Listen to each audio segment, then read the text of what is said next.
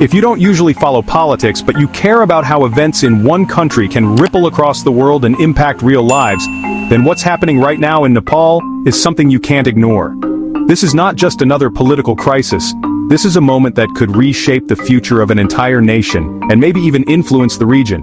In the heart of the Himalayas, Nepal is facing a level of chaos and unrest that hasn't been seen in years.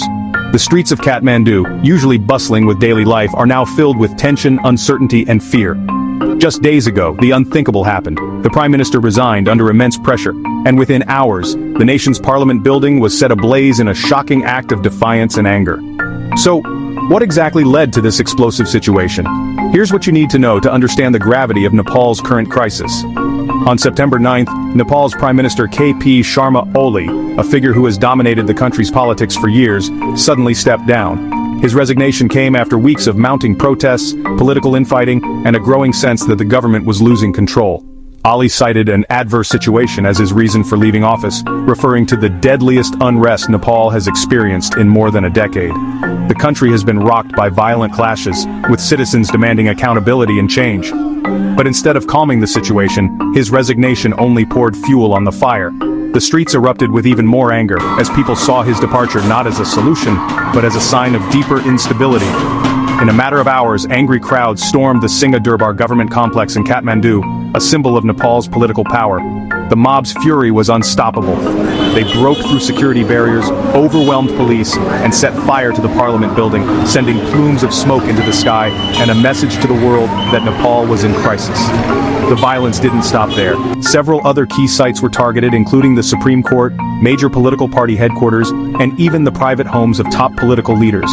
The sense of lawlessness was palpable. These attacks have left the country's leadership shaken and the public more divided than ever before. But what triggered this wave of outrage? The immediate spark was the government's controversial decision to ban 26 social media platforms, including some of the most popular apps used by young people. The ban was intended to curb the spread of misinformation and control unrest, but it backfired spectacularly. Instead, it was seen as an attack on free speech and a desperate move by a government losing its grip. Young people, already frustrated by years of corruption, high unemployment, and economic hardship, took to the streets in massive numbers. Social media had been their lifeline, their way to organize and express dissent, and now even that was being taken away. The consequences have been tragic. At least 22 people have lost their lives in the violence and hundreds more have been injured. Families are mourning and the nation is in shock. In response, the government has deployed the army to the streets of Kathmandu and other major cities. Soldiers in riot gear now patrol neighborhoods and military vehicles block key roads.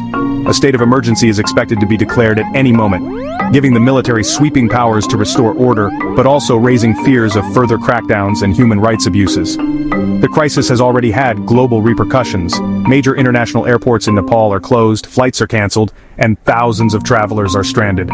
The country's vital tourism industry, already battered by the pandemic, is now at a standstill.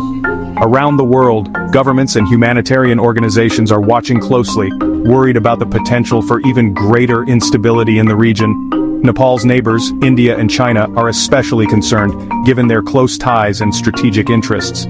As the crisis deepens, the future of Nepal hangs in the balance. Will the people's anger lead to real change, or will the country descend further into chaos? Only time will tell, but for now, Nepal stands at a crossroads, and the world is watching. For more updates on this developing story and other major global events, don't forget to like, comment, and subscribe. Stay informed, stay engaged, and let's keep the conversation going.